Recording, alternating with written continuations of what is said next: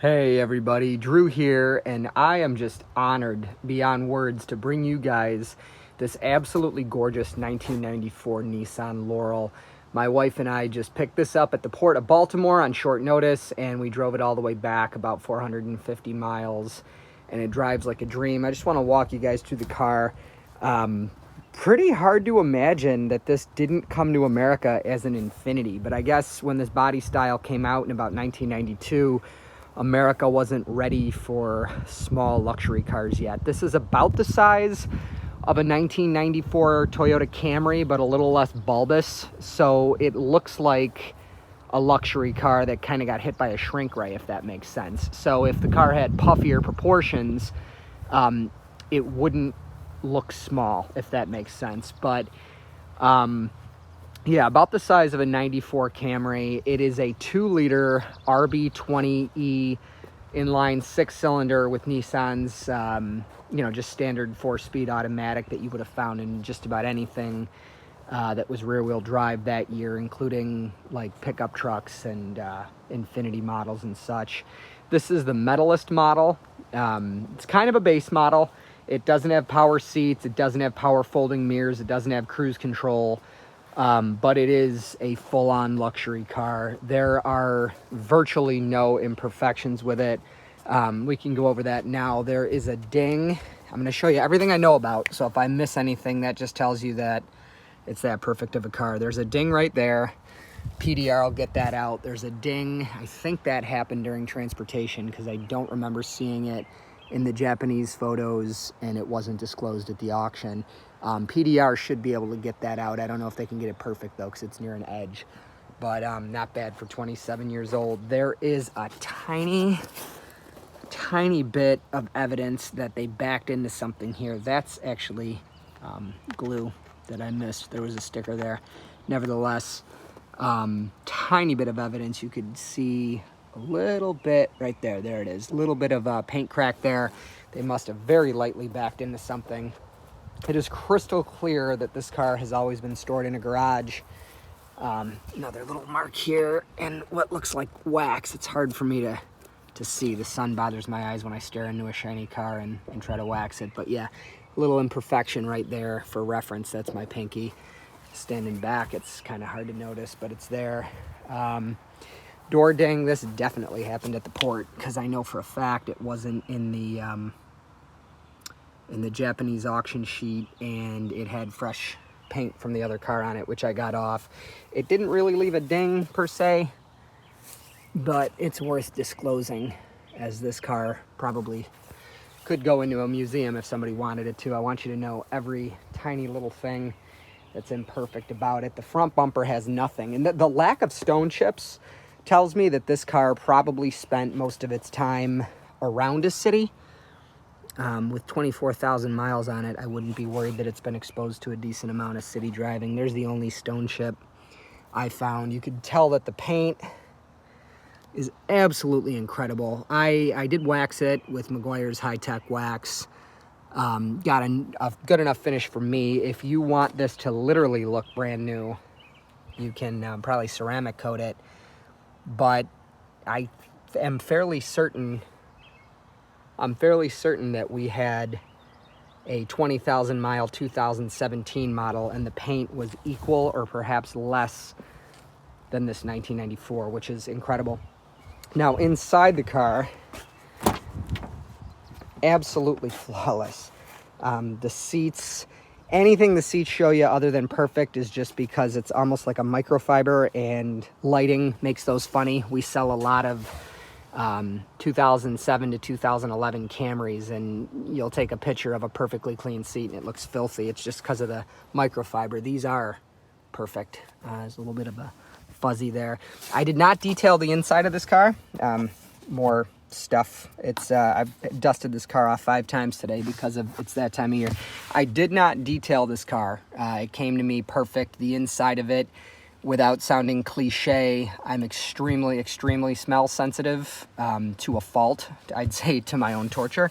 And being as smell sensitive as I am, I smell nothing negative in this car. It has not been smoked in. It has New car smell. I was born in the late 80s, mid-late 80s. I remember what cars smelled like new the year this was made vividly, and this is it. It's definitely different than today's new car smell.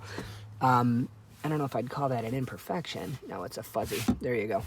Perfect center console, perfect wood trim. This car has cup holders. I have had 6 JDM cars, 5 JDM cars, 6 JDM cars. This is only the second one that has cup holders, and they do not look like they've ever been used, because I think a heavy American-sized soda would probably snap it off. Dashboard's perfect. A little bit of a disappointment. There's slight separation there, bubbling of where the vinyl curves, and that can absolutely be fixed. What's heartbreaking, and that's an understatement, I literally almost vomited. This car had with it a brand new set of door panels. I must have done that since I cleaned it. I'll wipe that off.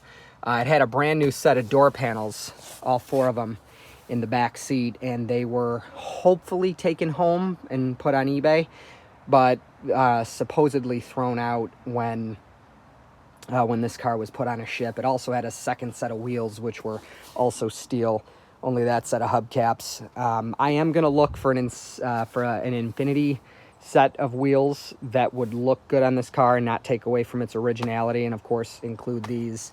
Not sure yet how that's going to pan out. Oh, the doilies. You know, these, that's a 27-year-old white doily that's not even discolored from the driver's head. I mean, whoever owned this thing was more anal than me, and that says a lot. I took a car to about 170,000 miles that was probably looked at like it had like 30 on it, but this thing, I mean, my goodness gracious, I've seen cars, you know, used cars with 1,000 miles on them that have more wear and tear than this, many times actually.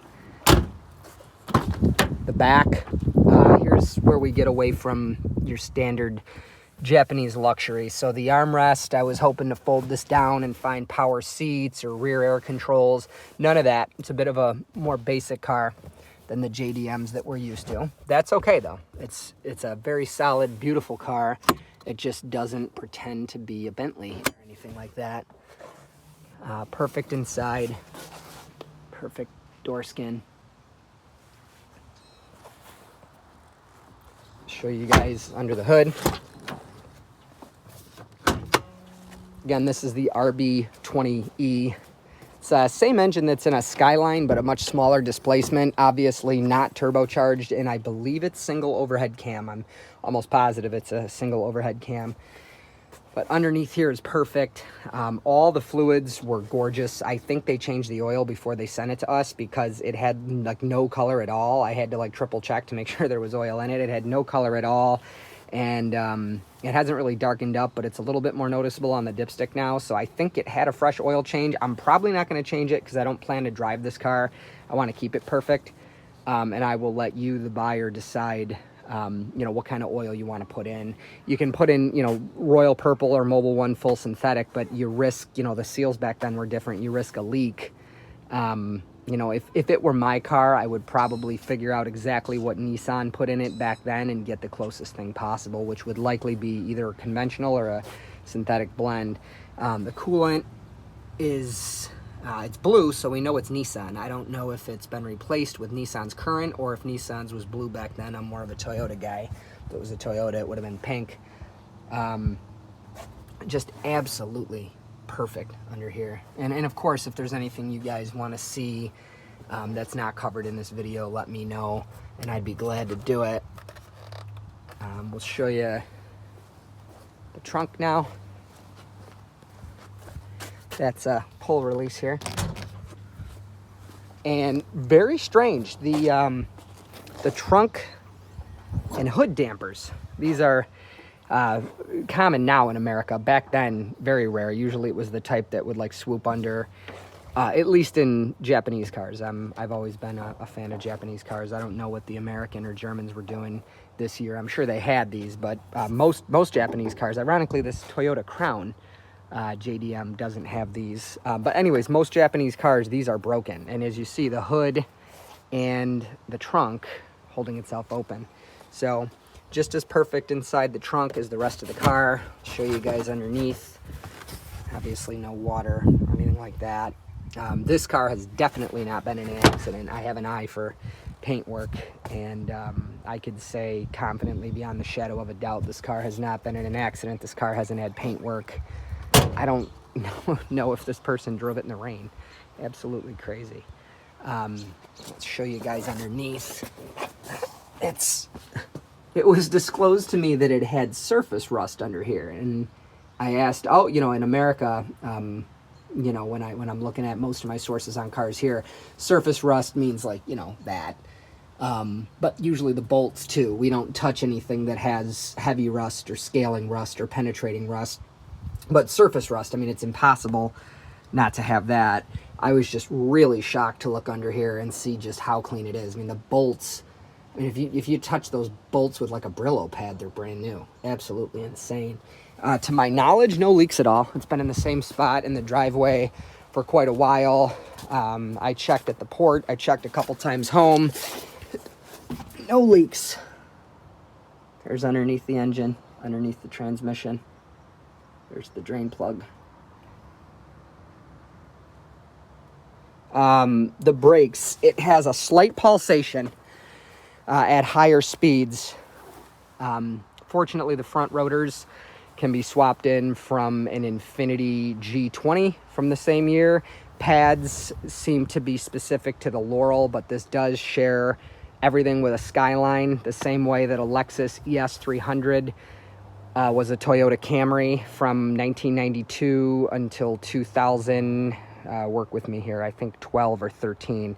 Then it went on the Avalon chassis. Before that, it was, I believe, a Toyota Premio or something like that. Point is, the vast majority of Lexus ES was on a Camry chassis, but felt more like an LS, if that makes sense. Way higher quality build. So not that Skylines aren't high quality, obviously, but they're more, you know, your everyday car with a, you know, supercar, sports car option, if that makes sense. They never wanted to be a luxury car until recent years when they came here as the Infiniti G. But, yeah, so this rides on the Skyline chassis. Hopefully whoever buys this wants to preserve it the way it is, but if you want to make a hot rod out of it, all your Nissan parts, your Skyline parts are pretty similar and should be bolt-on compatible in terms of like the lugs and stuff. I know that this can be converted to 5-lug. It is 4-lug right now, but again, I found the rotors on Rock Auto for like $14. Pads just might be a problem, but if I pull the wheels on this, which I'm going to, and find that the pads are more than 60 or 70% there, I will absolutely, you know, level them off and put on new rotors with the existing pads. Not sure what the setup is in the rear, but we can find out right now together. Kind of hard to tell. Oh, okay, cool. So they're discs in the rear as well. The rears feel fine. The little pulsation is in the steering wheel. As far as the way it drives, there's a video that'll be in the link for our journey from the port of Baltimore all the way here to our driveway in Spencerport, New York, outside of Rochester. The drive home was absolutely delightful. There's a barely perceptible irregularity a little bit at varying speeds, as these tires, we don't know how old they are, but all the tread is left on them. You can see here an insane amount of tread left on them. But, you know, if you have tires that are, you know, 5-10 years old, no matter how much tread they have, they've definitely flat spotted. That beautiful Lexus at the end of the driveway is the same way. For the first 5 miles of my drive, when I take it, there's a very slight pulsation. Then once they warm up, it goes away. So I figure whoever buys this is probably going to put wheels and tires on it. If you don't, you might want to really check out these tires. Like I said, I drove it home, no problem. I was totally confident. There's just ever so slightly of an irregularity at varying speeds. Perfect at 55 to about 65, a tiny bit of a vibration around what I'd say is 70, and then I only had it up to about 80. And it was perfect again. Shift smooth, run smooth. Again, you could see that in the drive home. But the purpose of this video was to show you guys this absolutely beautiful, gorgeous Nissan Laurel. You could tell, just like its big sister, the Gloria, that these folks were a fan of Jaguar. They were a little bit more shy about it with this car than they were the Gloria, which literally looks like an XJ. But absolutely beautiful car. This is museum quality. It is available. Hope you guys enjoyed this video. For those of you that are just looking at this for entertainment's sake, I really hope you did enjoy it. And whether you want to buy it or this is just for entertainment, let me know if there's some part of this car I didn't show you that you want to see. The headliner just popped into mind. Headliner is perfect as well. A little bit of an indentation there. Maybe they had like a garage door button or something clipped onto it. Oh, and also I left, this obviously can't stay forever, but just in case another dealer buys it or somebody that, you know, values auctions and the process of auctions, all the stuff on the window is in Japanese. What was in English, I took off. But I did leave this on, and I hope to preserve it for the buyer. And if you don't want it, of course, I could just easily take it off. But I thought it was kind of cool that it has Japanese on it. But yeah, so this has been a detailed walk around of a 1994 Nissan Laurel Medalist. Thank you.